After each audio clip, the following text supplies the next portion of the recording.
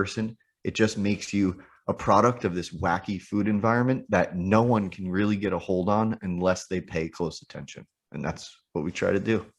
One of the things that also I love that Stronger You does is you mentioned no judgment. It's just data collection. We're not here. You're not a bad person for eating something that was maybe off plan historically for what diets you followed in the past, because I feel that encourages a much higher level of transparency with what you're eating.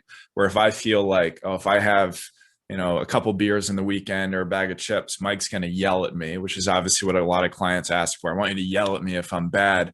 That furthers a poor relationship with food, where you're never going to put that in your log.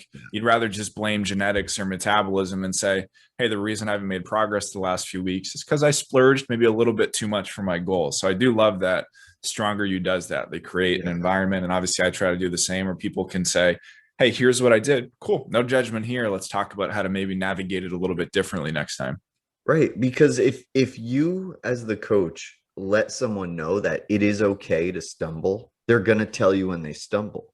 When you're like, and that's kind of the result of all these other diets that are so damn strict.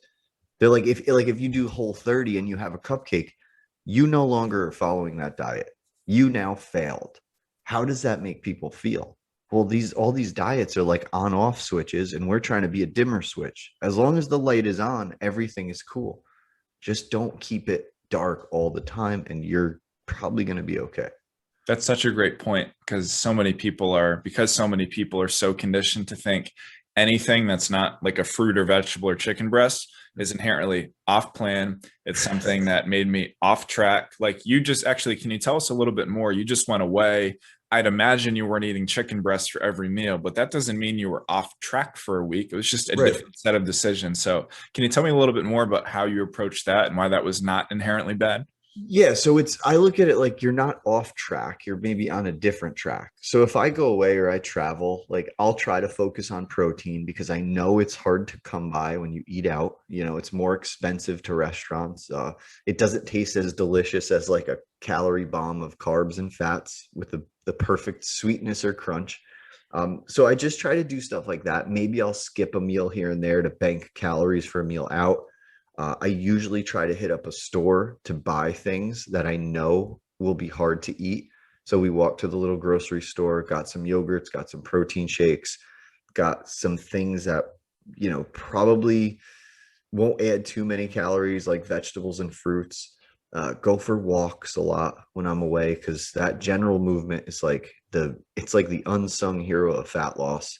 Everyone thinks they got to work their butts off in a gym, but work out enough and move in a general manner and you'll be good. So it's usually stuff like that. I don't weigh things when I'm away. I don't weigh myself when I'm away. Depending on the goal, if I had like a strict goal, maybe I would.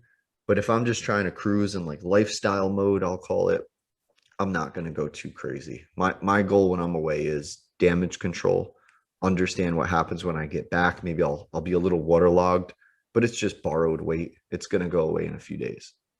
Which is obviously a perfect example, like your approach as a whole, of turning that dimmer down rather than completely off. And granted, if somebody wants to splurge a little bit more in vacation and move a little bit less, as long as you're comfortable with the outcome of that decision making, that's fine. Nobody's here to guilt you for it.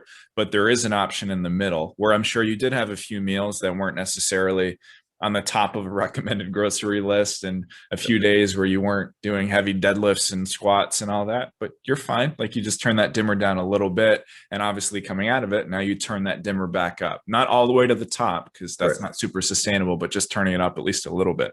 Right. My dimmer switch is never all the way up.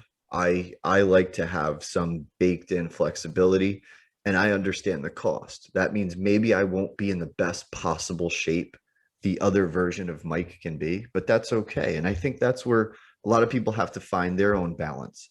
On one side, you have the person that they just want to sit on the couch and eat potato chips. On the opposite side, you have the person that lifts weights, runs, and eats chicken breast all day, every day. That's not me either. So maybe I'm closer to that part than others, but as long as you're kind of tracking away from that couch potato person, you're going to be good.